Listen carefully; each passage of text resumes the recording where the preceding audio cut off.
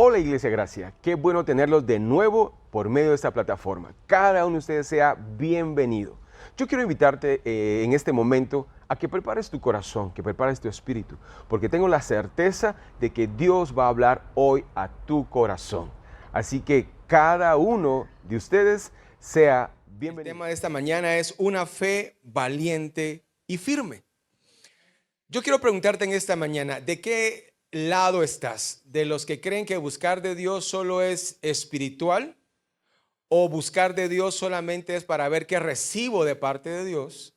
¿O del lado de los que buscan de Dios, pero también saben que hay que amarlo y por consiguiente Él nos va a bendecir de cajón? Y quisiera empezar con una historia, y es cuando el pueblo de Israel sale de Egipto. Ustedes saben bien que Moisés pues recibió un trabajo especial, pequeño trabajo, de sacar a su pueblo de la esclavitud. ¿Alguien me puede decir si se recuerda cuántos años estaba esclavizado el pueblo de Israel? ¿Cuántos años terminaron? 400 años, un poquito más de 400 años, pero para ser exactos 400, ¿verdad? 430. Pero para ser exactos 430 años, imagínense, estaban 400 años esclavizados. Llegaron a pasar sus vacaciones con José, pero se cambió todo y de repente de la noche a la mañana se tornaron en esclavos. Entonces viene Dios y habla a Moisés, y total, y que vienen las plagas, y al final, en la última plaga, viene Faraón y saca al pueblo de Israel. Total, y que pasan y tardan 40 años en el desierto. Después de esos 40 años llegan a un lugar donde se llama Moab, pero cuando trasladaron o pasaron esos 40 años, la generación, escúchenme esto y esto me va a servir para más adelante, la generación que salió de Egipto se fue muriendo en el trayecto. Y cuando llegaron a ese lugar, Moab, Moisés era de 120 años y murió en ese lugar. Entonces, el trabajo que le habían encomendado a Moisés no había terminado, sino simplemente había llegado en ese punto, pero lo más cañón, lo más masacre era conquistar las naciones alrededor de Canaán, la tierra prometida. Entonces, si era complicado para Moisés darle de comer al pueblo, que el pueblo decía, no, ya no queremos más pizza, ya no queremos más hamburguesa. Entonces viene y aves y maná, etcétera, etcétera, y agua de la roca. Entonces Dios suplió todos esos 40 años. Pero lo más complicado era de ahí en adelante, era conquistar. E inclusive si ustedes se recuerdan, Moisés mandó a 12 espías, ¿verdad? Mandó a 12 espías, y total de que 10 vinieron llorando, crujiendo de temor. Decían, no, es imposible conquistar, hay gigantes, etcétera, etcétera. Pero habían dos jovencitos, uno llamado Caleb y el otro Josué. Exactamente, o Josué y Caleb, o Caleb y Josué, como ustedes quieran. Entonces, total, que estos dos muchachos venían con una perspectiva diferente. E inclusive yo no sé si a usted le pasa, hermano, que cuando, por ejemplo, usted tiene un negocio y usted ya le va pegando bastante el sol y su hijo empieza o su hija empieza a crecer y a involucrarse en el negocio, ellos le dicen, mira, hagamos esto, hagamos lo otro, que no sé qué, que no sé cuánto. Y uno, no, hombre, ¿cómo vas a pensar? No, así estamos bien. Entonces, de la misma forma estaba Josué y Caleb. Ellos todos entusiastas, vamos a conquistarlo. Si tenemos el favor de Dios, Dios va a pelear a favor de nosotros y vamos a poder conquistar.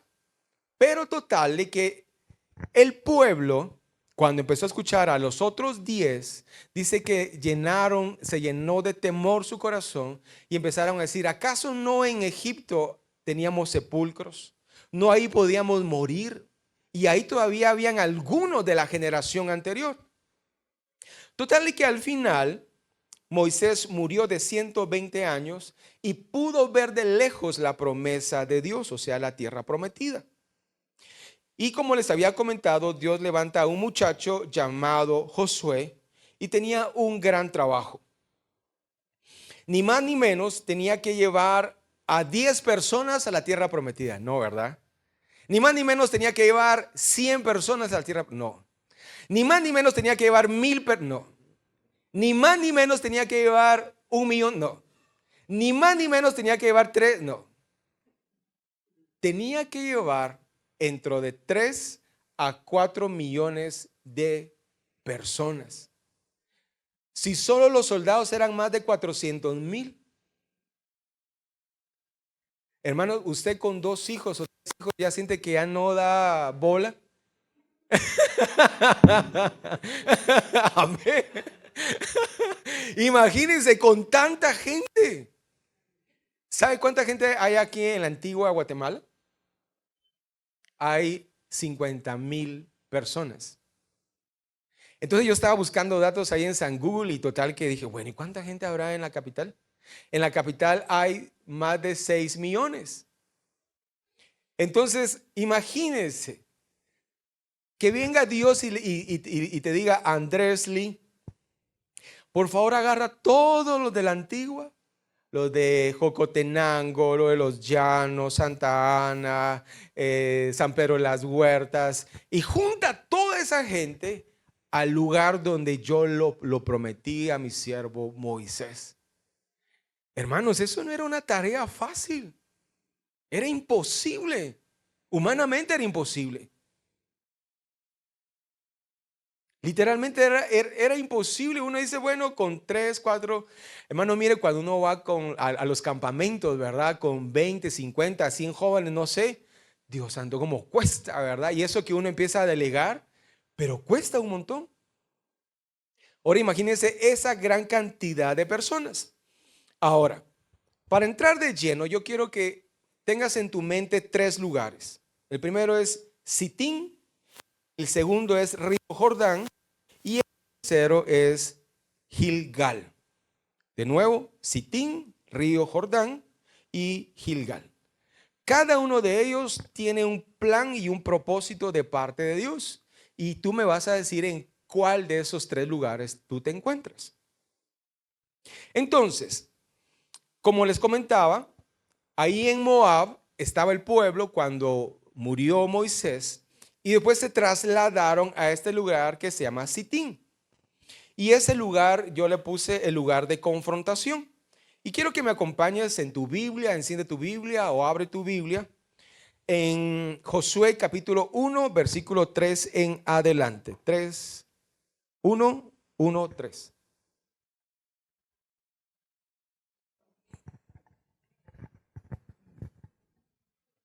Entonces dice la palabra del Señor. Aconteció después de la muerte de Moisés, siervo de Jehová, que Jehová habló a Josué, hijo de Nun, servidor de Moisés, diciendo: mi siervo Moisés ha muerto. Ahora pues levántate y pasa este Jordán, tú y todo este pueblo, a la tierra que yo les doy a los hijos de Israel.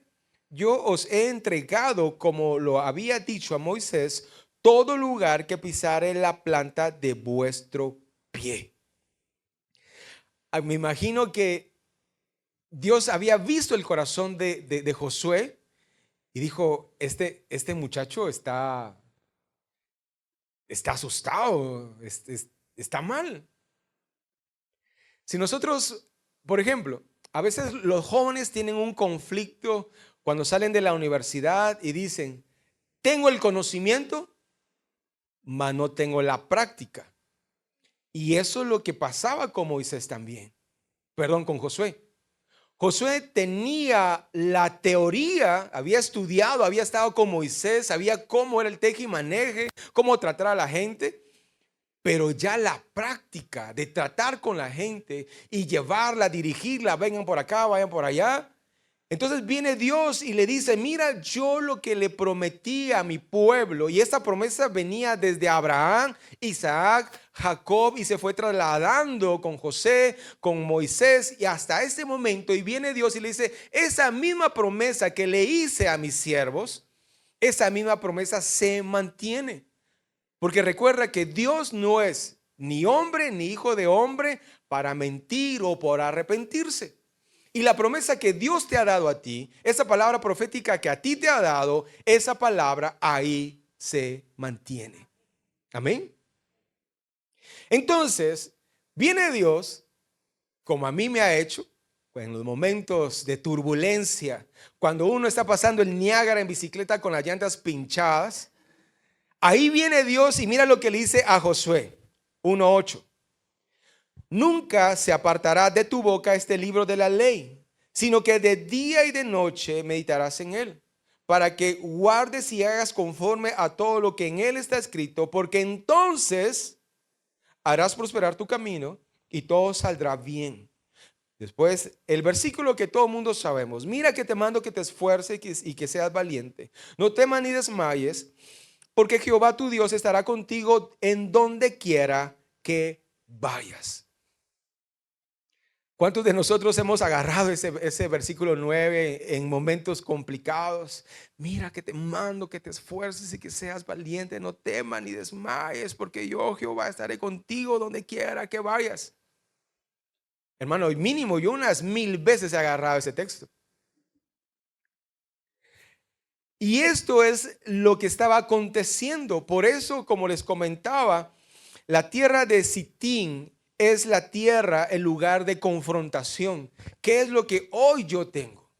Yo quiero preguntarte, hermano, ¿cuál es tu dificultad? ¿Cuál es tu problema hoy? ¿Cuál es este lugar de Sitín que hoy tú estás viendo esa realidad? Hermanos, ¿cuántos de nosotros tenemos deudas y más bien no queremos hablar de esa deuda porque nos crea confusión en nuestro hogar, en nuestro matrimonio, con nuestros hijos? ¿Cuántos de nosotros tenemos problemas en nuestras familias? Pero más bien para omitir esos problemas, y cuando la esposa empieza a alegar, sí, que no sé qué, que de seguro andas con otra, salgamos a pasear. Y después, ¿a pasear? ¿Ok? O tú le dices, compremos un par de zapatos. No, hombre, par no. Compremos 2, 3. Pero ahí lo que estás haciendo es omitiendo, ocultando el problema que tienes. Los problemas hay que afrontarlos, hermanos. Hermano, mire, hermano, si usted tiene una deuda con la tarjeta de crédito o con Electra, lo que sea, hermano, ya no salga a comer a la estancia. Por lo menos vaya a Casa Escobar. No, si ya no puede salir a esos lugares, pues por lo menos ahí vaya ahí en su casa, haga algo pequeño, pero trate la manera primero de confrontar el problema que usted tiene y tome las decisiones correctas. Porque de nada sirve que Dios te diga, mira que te mando que te esfuerces y que seas valiente, si tú no tomas las decisiones correctas. Porque de nada sirve que Dios le haya dicho a Josué eso, si Josué dice, Dios guarde, mejor me voy mojado a Estados Unidos. Tendría mejor futuro allá que a llevar a todo ese montón de gente. Por eso repito esto, era necesario que en esos 40 años la gente que vivió en Egipto se quedara en el desierto. Porque la gente que iba a pasar a tomar la tierra prometida tenía que pensar diferente. Y cuando Dios le dice a Josué, le dice dos cosas. En resumen es, vive día a día la voluntad de Dios.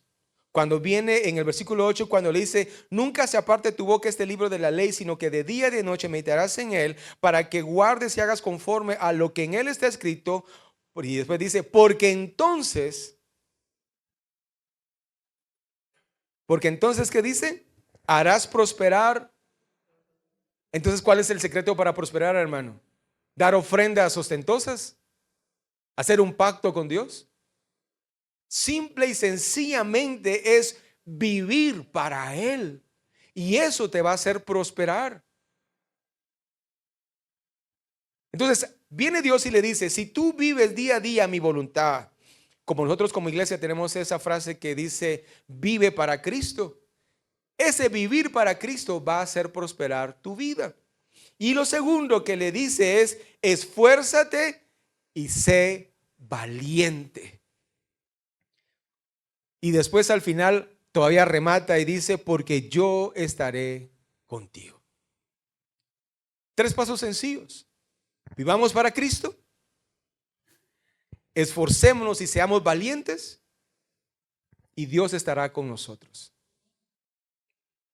Yo estaba hablando en estos días con un joven que tiene un buen trabajo en una municipalidad. Y total, que yo le decía, no hombre, mira brother, mira, hace esto, hace lo otro. O sea, tu pensamiento y tu posición es esto. Entonces vos simplemente hablar lo que a vos te corresponde, sin faltar al respeto ni nada por el estilo, porque tenía que hablar con el alcalde. Y al final, me dice, mire pastor, pero tengo miedo no hombre, pero ¿por qué miedo, Leo? Dios está con vos, vos estás en lo correcto. Y total, y que ayer lo llamé y me dice, mire pastor, tal cual lo que usted me comentó fue el resultado. Y ahora no solamente me quedé de nuevo con mi plaza, sino todavía me aumentaron. Entonces imagínense, el punto es que si él hubiera sido temeroso y no hubiera puesto su punto de vista, pues obviamente hubiera fallado. Pero cuando nosotros sabemos en quién confiamos, quién está con nosotros y quiénes somos nosotros, hermanos, miren, el éxito está seguro. Entonces, sigamos al siguiente lugar para no tardarnos tanto acá. Vamos al siguiente lugar, vamos al río Jordán. Entonces, en este lugar viene el pueblo de Dios, estaba en Sitín y se traslada a la orilla del río Jordán. Y el río Jordán en ciertas ocasiones, como en todo río, en tiempos de lluvia empieza a crecer.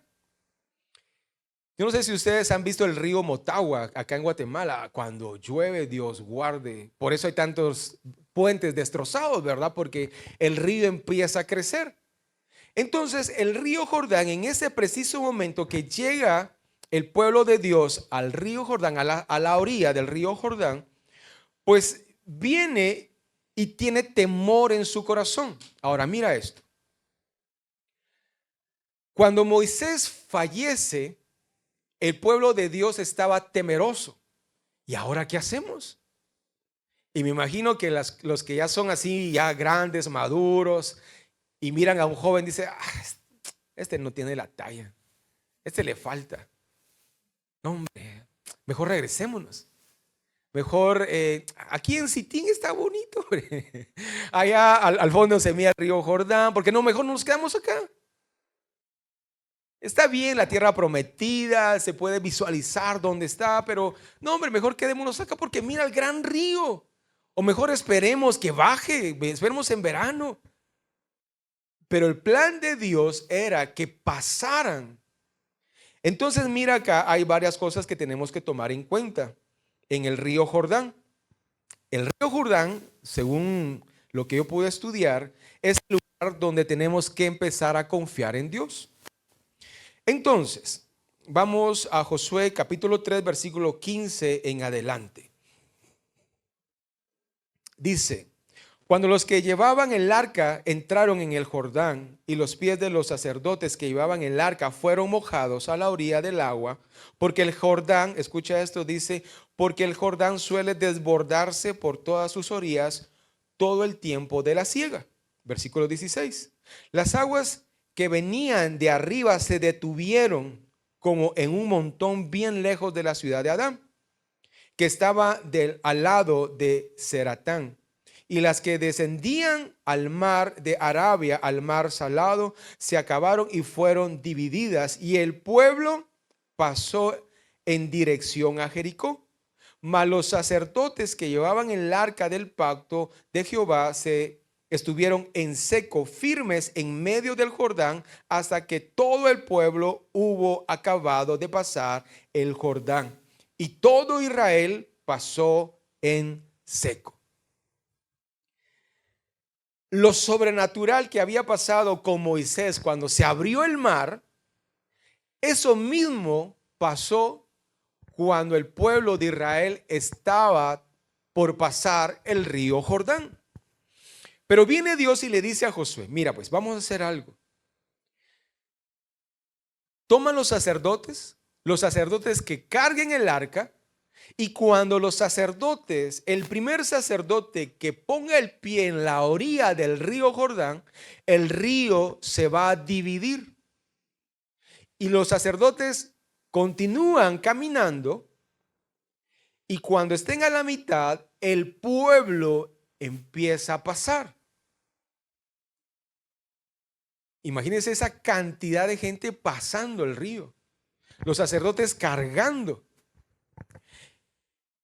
Entonces, acá vemos que pasa el pueblo de Dios, pero quiero que miremos dos cosas bien importantes acá. Por eso es que el río Jordán es el lugar de confiar en Dios. En primer lugar, el pueblo de Israel estaba temeroso. Decía, bueno, cuando estábamos en Egipto y salimos, estábamos contra las cuerdas. Estaba el mar en la orilla, y según estudios es que si el pueblo de Israel se iba hacia la derecha, había un campamento de soldados egipcios. Entonces se iban a entregar. Del lado izquierdo, si se iban, según estudios, habían muchos peñascos. Entonces no podían pasar, tal vez los más fornidos, los más jóvenes, pero no podía pasar todo el pueblo.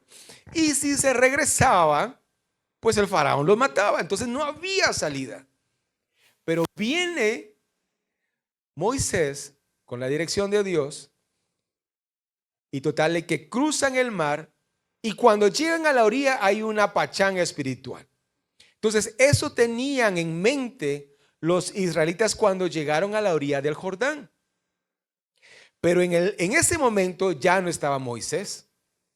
Entonces, como dirían por ahí, oh, y ahora, ¿quién podrá ayudarnos? Ya no estaba Moisés. Pero no contaban con la astucia de Dios, ¿verdad? Viene y le dice a Josué, mira, haz esto, esto y esto. Los pueblos que estaban ahí habían ya escuchado que venía el pueblo de Israel. Pero cuando escucharon que de una forma sobrenatural habían cruzado el río Jordán, tuvieron más miedo. ¿Por qué razón? Porque de una forma sobrenatural el río era imposible de pasar. Era una muralla natural que los defendía. Entonces, cuando tú estás en el río Jordán, vas a ver tus limitaciones. Cuando tú estás en la orilla del río Jordán, vas a saber que tal vez el trabajo que hoy tienes, los ingresos que tú tienes, o la familia que tú tienes, o la enfermedad que tú tienes, sin duda alguna va a haber temor en tu corazón, porque vas a decir, bueno, hasta aquí me quedé. Pero cuando la presencia, escúchame esto por favor, pero cuando la presencia de Dios está contigo y tú dejas que vaya hacia adelante, la cosa cambia. Me estaba recordando en este momento cuando llega David al campamento de los israelitas, y del otro lado estaba este gigantón. Y total que viene David y dice, bueno, ¿qué pasa acá? Y el resto de los soldados estaban temerosos. Y en eso le dicen, no, es que lo que pasa es de que allá está Goliat y nos retó 1-1, y mira, está Galán, ¿verdad? Y nosotros somos chiquitos, ¿verdad? Entonces mira cómo es esto. Ese jovencito que cuidaba ovejas, ni siquiera era un soldado. Y viene y dice, ¿quién es este incircunciso? ¿Quién es este pecador, en pocas palabras, que osa, que reta al escuadrón del Dios viviente? Eso es convicción.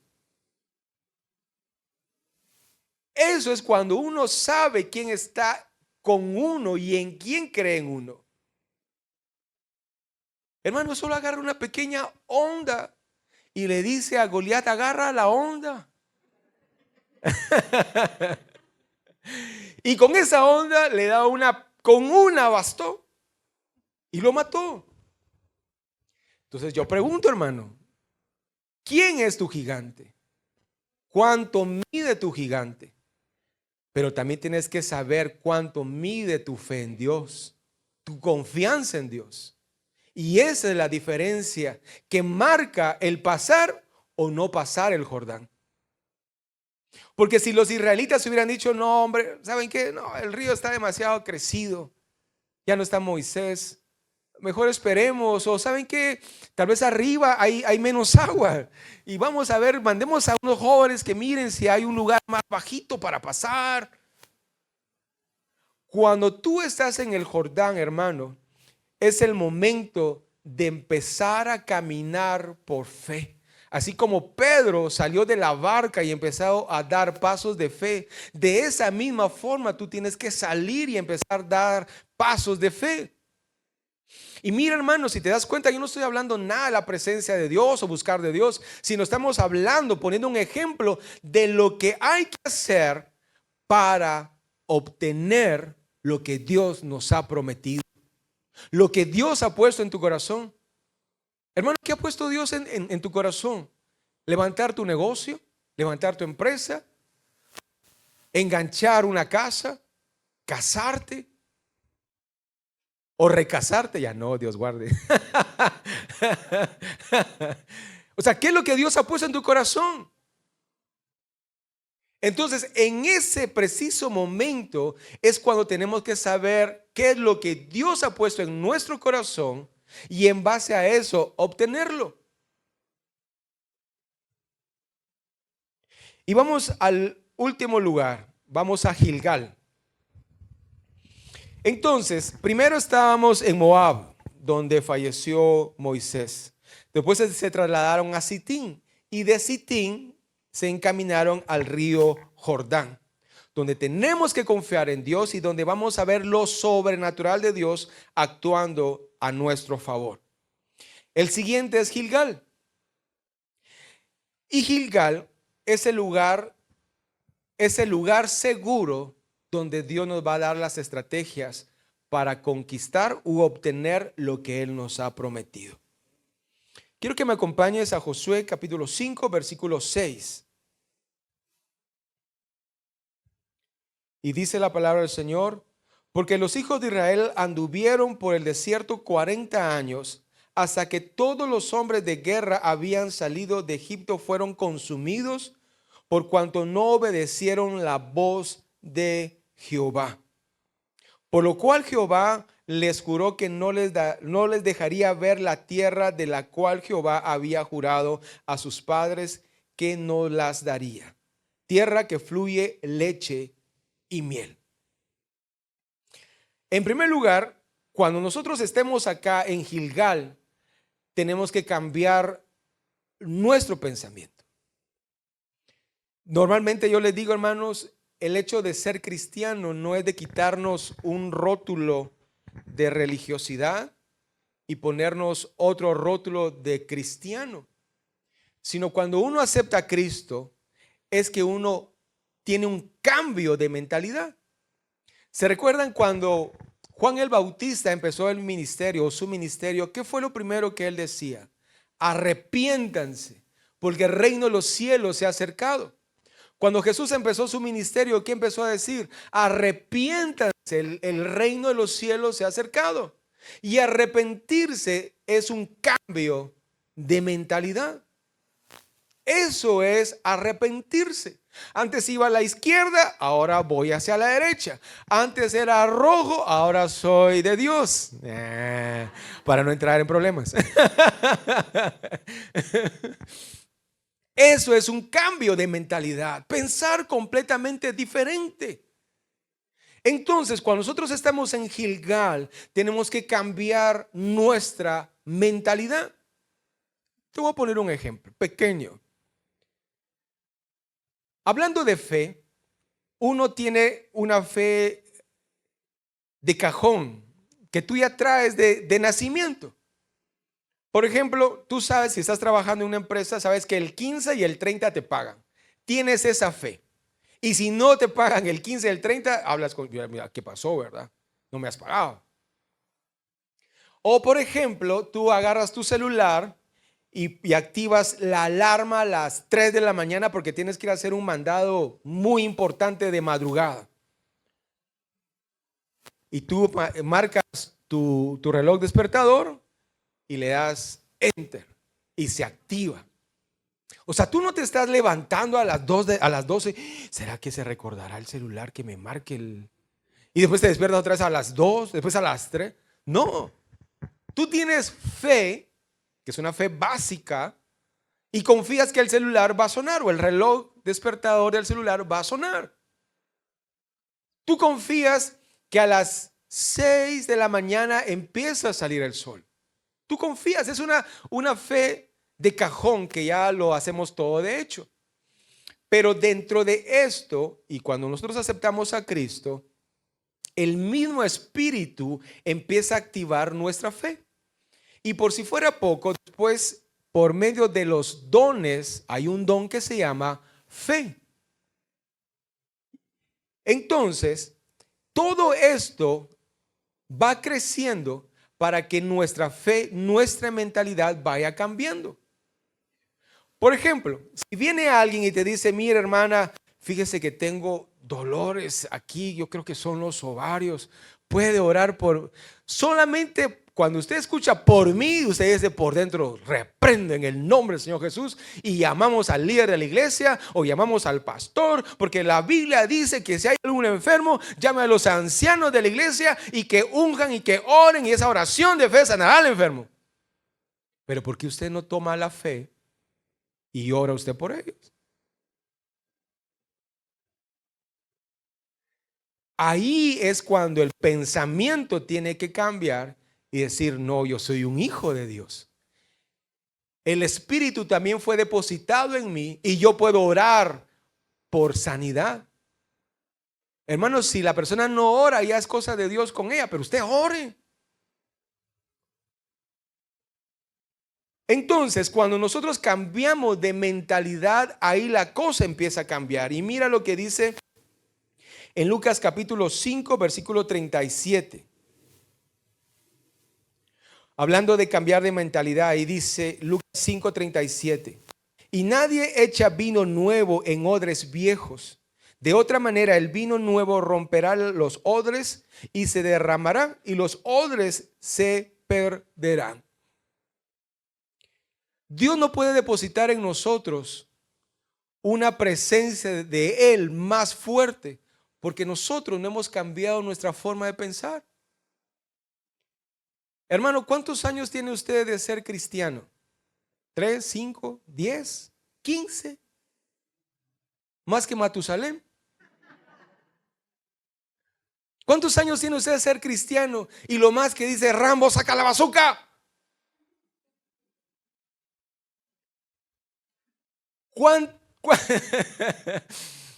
Hermano, tantos años y solo medio hablamos unas lenguas angelicales. Tantos años de ser cristiano y oramos de dolores de cabeza para abajo. ¿Cuántos años de ser cristianos, hermano? Y nos cuesta venir a la iglesia los domingos. Tenemos que cambiar nuestra mentalidad, pero no podemos, o Dios no puede cambiar, depositar una unción más grande, porque nuestra mentalidad, nuestro odre todavía es viejo.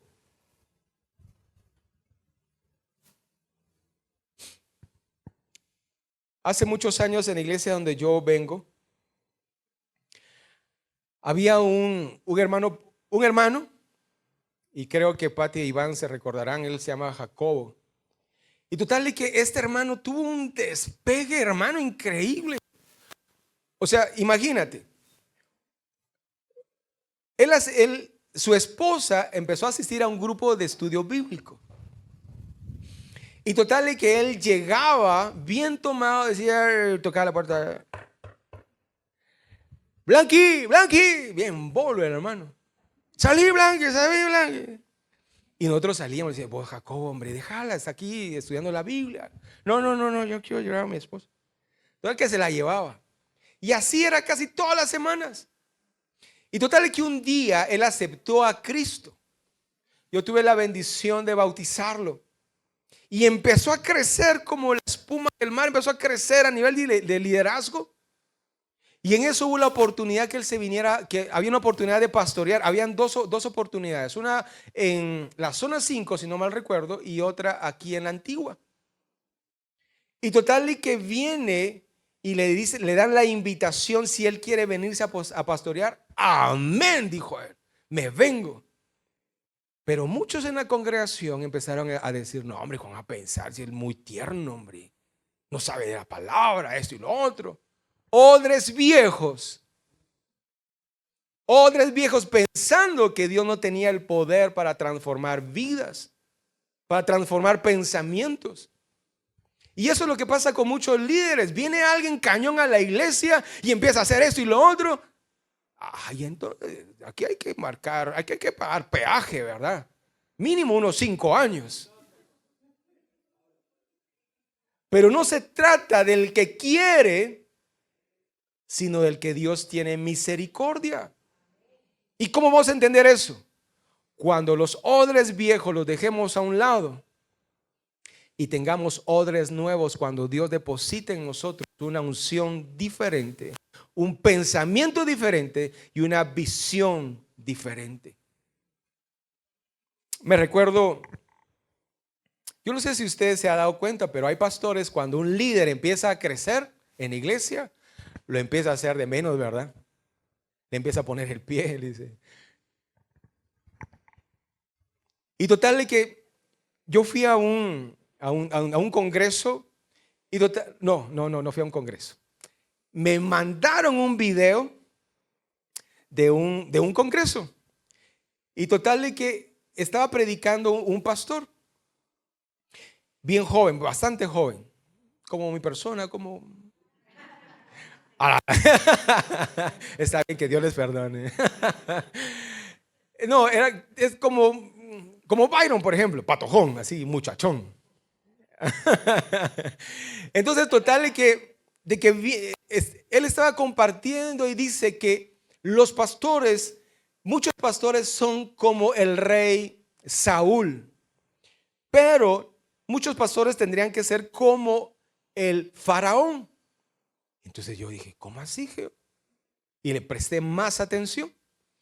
Y total que él dice, lo que pasa es que el rey Saúl, cuando vio que David empezó a crecer, a hacerse fama, que cantaban, que David no sé qué y que Saúl no sé qué, entonces empezó a tener celos.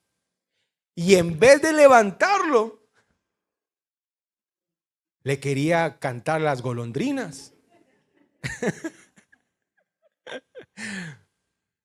Y eso pasa con muchos pastores. Pero hay pastores que deberían ser como Faraón. ¿Y cómo fue Faraón?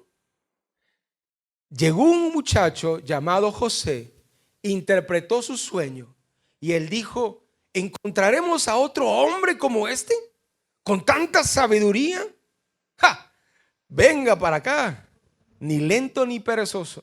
Viene, lo agarra, le pone vestiduras reales, le pone un anillo y le dice, ok, solo yo voy a estar arriba de ti, pero yo te cedo todo el gobierno, toda la administración. Y mire lo que pasó. Eso significa tener un odre nuevo, un pensamiento nuevo, diferente. Hermano, mira, cuando venga tu hijo o tu hija y te diga, mira mamá, papá, hagamos unos cambios en la empresa. A ver, venite, a ver, platiquemos. Yo no sé nada de ese marketing digital y que social ads y que no sé qué. A ver, ayúdame. Hay que tener un pensamiento diferente. Y eso era lo que había pasado con los israelitas. Venían de Egipto y eran odres viejos, con pensamientos viejos. Inclusive llegó un momento aburrido de maná. Aguanten, hermanos, aburrido del maná. Y decía, ay Moisés, qué aburrido este maná. Mira, ya estamos cansados de comer carne. Raya. Mejor nos hubiéramos quedado en Egipto. Pensamientos viejos que no van a ningún lado, al contrario, como el cangrejo, como Michael Jackson, caminando para atrás. No, ya no sale como antes.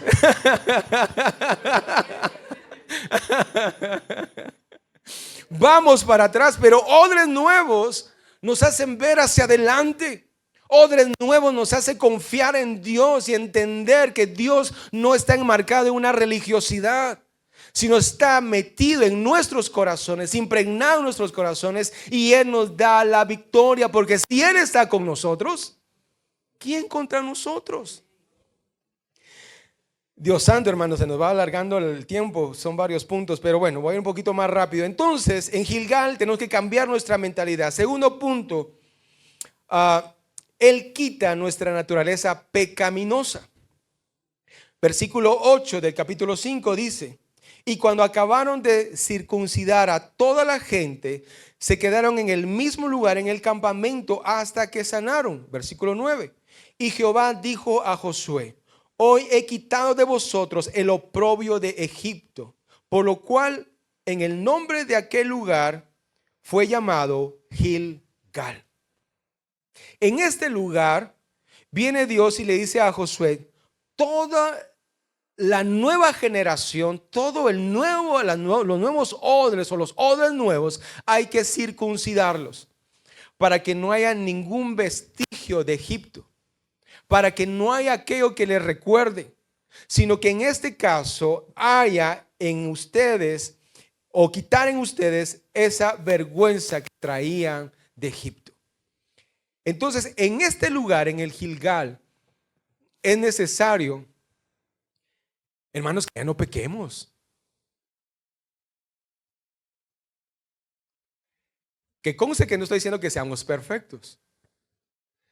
Si ustedes se recuerdan, hermanos, yo le digo: mi hermano, si usted decía 10 palabras y antes decía 11 malas palabras, ahora siga diciendo las 10, pero diga 9, mañana diga 8, pasado mañana diga 7, y así se va. ¿Por qué? Porque hay unos que pueden cambiar más rápidos que otros. Pero a Dios lo que le importa de nuestro caminar es que vayámonos, o que vayamos, mejor dicho, consagrándonos a Él.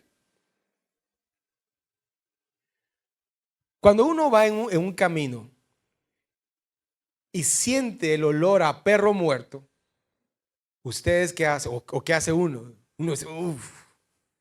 Pero si uno ya está bien seco, y hay que llamando a Hugo, ¿verdad? ¡Hugo! Uno empieza a llamarlo, ¿verdad? Y de igual forma es Dios con el pecado. O sea, cuando uno hace algo que no le agrada a Dios y uno viene a la iglesia, Dios dice: pero la idea es que nosotros nos apartemos del pecado y que cada vez estemos mejor delante de Él. Y eso va a marcar un antes y un después. Entonces, en el Gilgal es necesario que en este caso nos quitemos toda naturaleza pecaminosa. En Colosenses 2:11 dice: en Él también fuisteis circuncidados con circuncisión no hecha de mano, al echar de vosotros el cuerpo pecaminoso carnal en la circuncisión de Cristo Jesús. Entonces, cuando tú aceptas a Cristo, por medio de Cristo, Él circuncida nuestro corazón, no de forma de carne, sino nuestro corazón. Entonces, eso nos quiere decir que nosotros ya no tenemos una naturaleza pecaminosa, sino todo lo contrario. Vamos por el siguiente punto. Cuando estamos en el Gilgal, nos recuerda de dónde venimos, en dónde estamos y a dónde vamos. En el versículo 10 del capítulo 5 dice: y los hijos de Israel acamparon en Gilgal y celebraron la Pascua a los 14 días del mes por la tarde en los llanos de Jericó. Si te recuerdas, la primera vez que celebraron la Pascua fue cuando estaban en Egipto, en la última plaga. La segunda vez que realizaron la Pascua o celebraron la Pascua fue en las orillas del monte, en el monte de Dios, el monte Horeb. Y acá volvieron a celebrar la Pascua. Y cuando se celebra la Pascua es entender dónde estaba, dónde estoy y a dónde quiere Dios llevarme. Porque cuando se celebró la primera Pascua, ellos estaban en peligro de que sus primogénitos fueran matados o muertos. Pero por medio de la Pascua, por medio de ese cordero, pues obviamente hubo salvación. Si trasladamos esto a nuestros tiempos y a nuestro día a día, es entender que por medio de Cristo, que ahora es el cordero, Él con su sangre derramado en un madero, Él nos dio salvación. Entonces, eso es lo que yo era antes, un pecador, y por medio de Cristo, por su muerte, pues ahora yo soy una nueva criatura. Ahora yo estoy acá y tengo un plan y un propósito en esta tierra, tanto material como espiritual. Y por si fuera poco, después yo me voy a ir con Él por la eternidad a disfrutar su presencia. Entonces es importante dónde estaba, dónde estoy y a dónde voy a ir. Hermano, mira, si tú no sabes a dónde vas a ir después de tu muerte, déjame decirte que es necesario que lo sepas. Porque si no, solamente estás viviendo una cristiana por vivirla. Estás viniendo a la iglesia solo por venir. Pero si tú sabes a dónde vas, tu caminar por esta tierra va a ser más fácil. Te pueden decir aleluya, fanático, pandereta crazy. Te pueden decir de todo y no importa lo que te digan. Tú dices, ¿qué me importa? Yo sé que voy a ir a la presencia del Señor, a la morada celestial. Ya sea si Cristo viene en su segunda venida o me manda a llamar, no importa, yo sé a dónde voy. Eso es lo más importante, entender hacia dónde voy. Porque si yo no entiendo hacia dónde voy, viene una filistea y caemos. Si yo no entiendo a dónde voy, a dónde tengo que ir, si miro descuidado unos 1000 quetzales, nos hacen caer esos 1000 quetzales.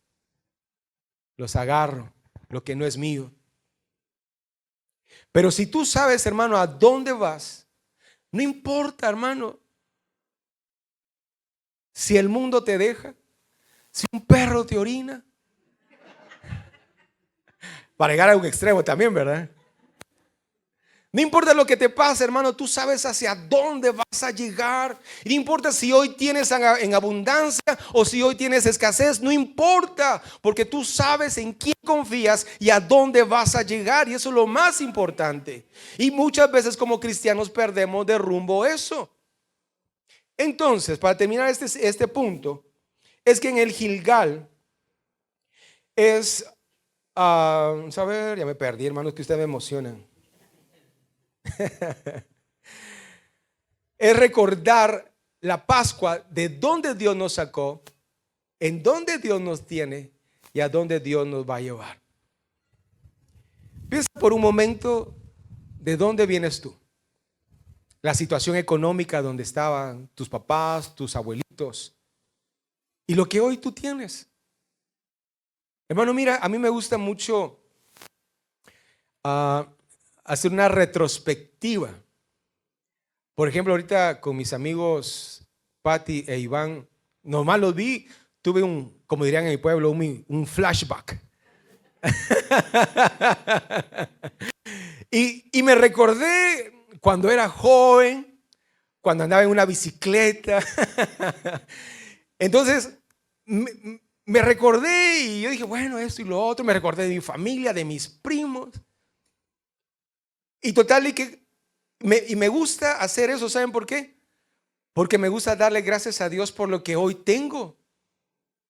Porque lo que tú hoy tienes, tú no lo tenías cuando eras niño, ni lo tenía tu familia posiblemente. Pero lo que hoy tú tienes es por la gracia y la misericordia de Dios. Y ahora imagínate qué es lo que va a tener tus hijos. Entonces, eso es importante saber de dónde Dios nos ha sacado, dónde Dios nos tiene y a dónde Dios nos va a llevar. Vamos, sigamos. ¿Qué hora es ustedes? Ya es tarde, ¿verdad? Muy bien. Que Dios los perdone.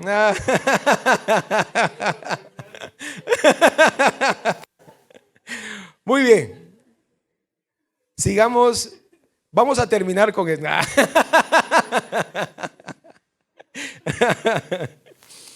Bueno, miremos los últimos 2 puntos. Y esto les va a interesar mucho. Dios provee. Y eso es lo que muchos quisieran, ¿verdad? Miremos el versículo 11, dice de Josué 5. Al otro día de la Pascua comieron del fruto de la tierra, los panes sin levadura, y en el mismo día espigas nuevas tostadas. Y el maná cesó el siguiente día, desde que comenzaron a comer del fruto de la tierra, y los hijos de Israel nunca más tuvieron maná, sino que comieron de los frutos de la tierra de Canaán aquel año. Hay tiempos donde es el momento de uno de depender de Dios y del favor de Dios, y que Dios utiliza a otras personas para bendecirnos.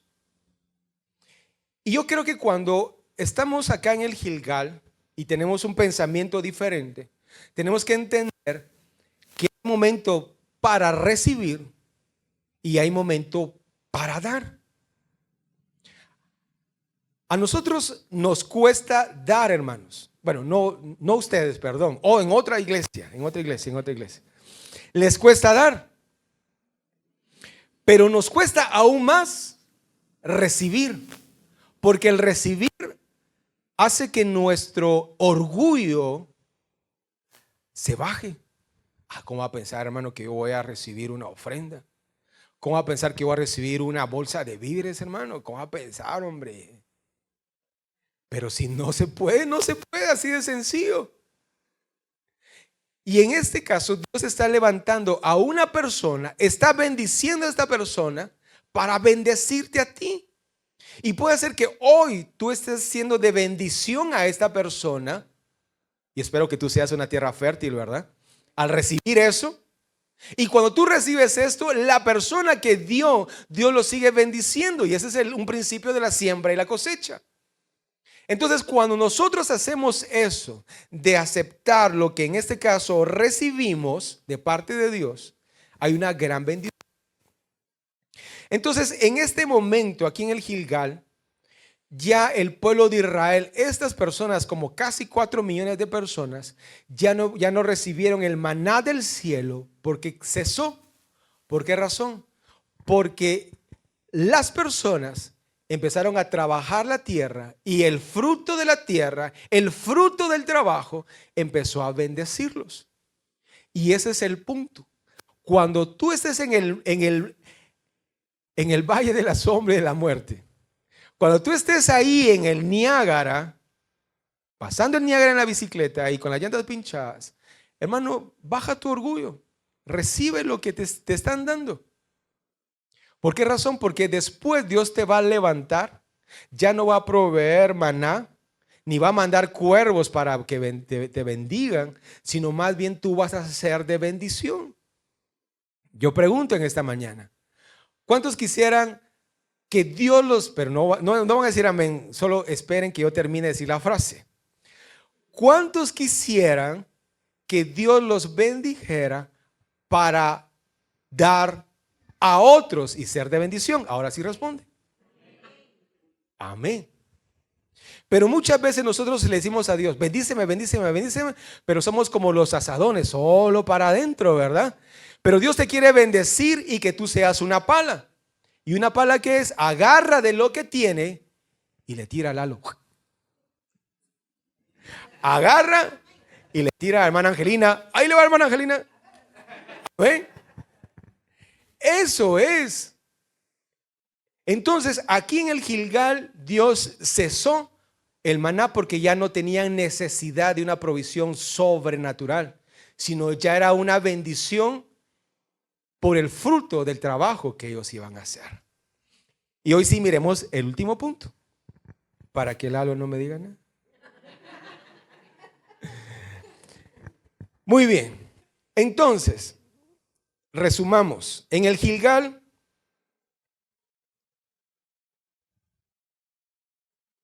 el último punto es que Dios pelea con y por nosotros. Versículo 14 en adelante dice: Él respondió: no más como príncipe del ejército de Jehová he venido ahora. Entonces Josué, postrándose sobre su rostro en tierra, le adoró y le dijo: ¿qué dice mi señor a su siervo? Y el príncipe del ejército de Jehová respondió a Josué: quita el calzado de tus pies, porque el lugar donde estás es santo. Y Josué así lo hizo. Aquí en el Gilgal, hermano, es donde sí o sí tenemos que cambiar nuestro pensamiento, nuestra forma de pensar. Tenemos que quitar esta religiosidad.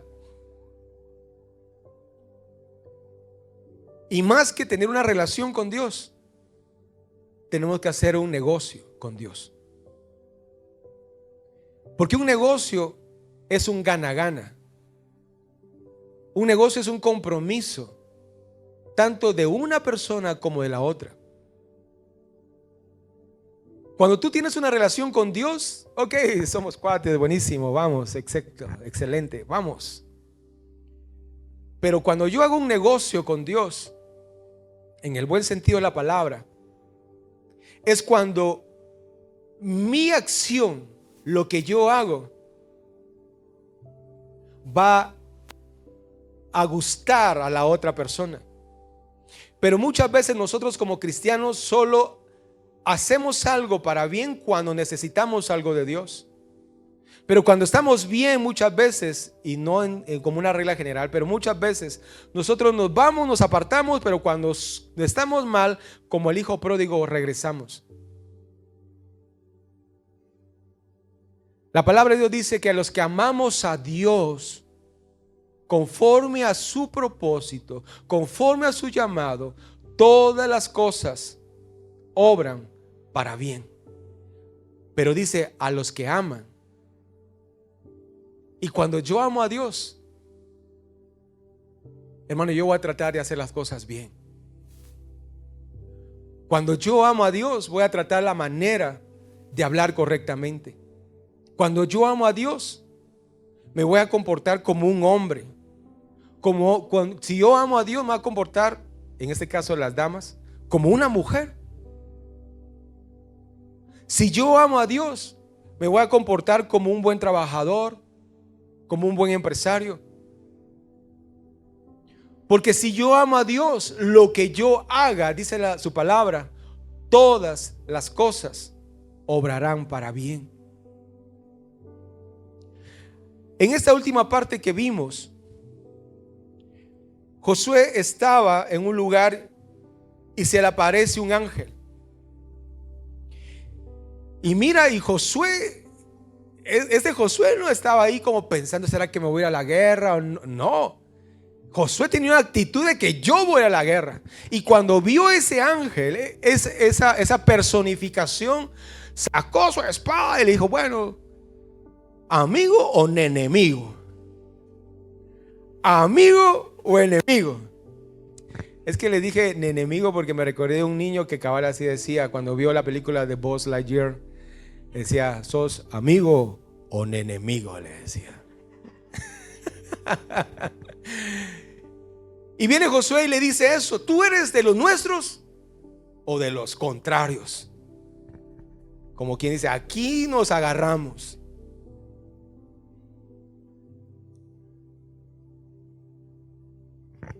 Y esa es una fe valiente, hermano. Una fe valiente y firme. Yo pregunto, ¿cómo está tu fe? ¿Todavía vienes en el desierto? ¿Trastabillando? Que no, que Dios no me da eso, que Dios no me da lo otro. Y cuando Dios te da lo que quería, ya me aburrí de lo que Dios me da. O estás en Moab, todavía pensando en las bendiciones de Dios. ¿Será que va a hacer? ¿Será que me va a dar? O ya pasaste a Sitín y miras al río Jordán. O ya estás en el río Jordán, pero te da miedo cruzar el río y no crees que Dios puede obrar en abrir el río y pasarte al otro lado. Esa es una fe valiente y firme. Y de esa misma forma que le dijo el ángel a Josué, quiero repetirte esto. Dios hoy te dice, hermano, no estás solo. Dios en esta mañana te dice que Dios es el príncipe de los ejércitos y que Él está contigo. Pero hay una prerrogativa a eso. El ángel le dice a Josué, quítate el calzado, porque este lugar es santo. Y eso significa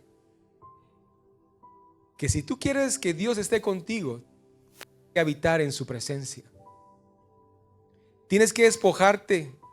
Los zapatos, las sandalias es una figura de las cosas que son de inmundicia del mundo. Quítate las cosas del mundo. Quítate los malos hábitos. Y Dios te va a bendecir y va a prosperar tu camino. En Santiago 2:17 dice, así también la fe, si no tienes obras, es en sí misma muerta. La fe sin obras es muerta, hermanos. Y quiero terminar con esto en tu corazón. Tú puedes tener 15, 20, 30 años de ser cristiano, pero si no cambias tu forma de pensar, vas a seguir dando vueltas en el desierto por 40 años. Si tú no puedes visualizar que Dios te puede bendecir para conquistar, Él te va a seguir mandando maná, pajaritos, para bendecirte. Pero ¿no crees que es necesario ya que tú te levantes y le digas, Dios, gracias por bendecirme, gracias por proveer hasta este momento para mandarme maná, codornices, pero ahora yo puedo por mí mismo producir, bendecir a mi familia y bendecir a otros? Pero es necesario quitarte el calzado donde está la presencia de Dios. Cierra tus ojos ahí donde estás. Señor, en esta mañana te pido, Padre, que tú aumentes nuestra fe. Porque la fe es la certeza, es la convicción de lo que no vemos, pero sabemos que se hará. La Biblia habla de tantas personas que tuvieron fe y tú las levantaste, las bendijiste, las transformaste, mi Dios.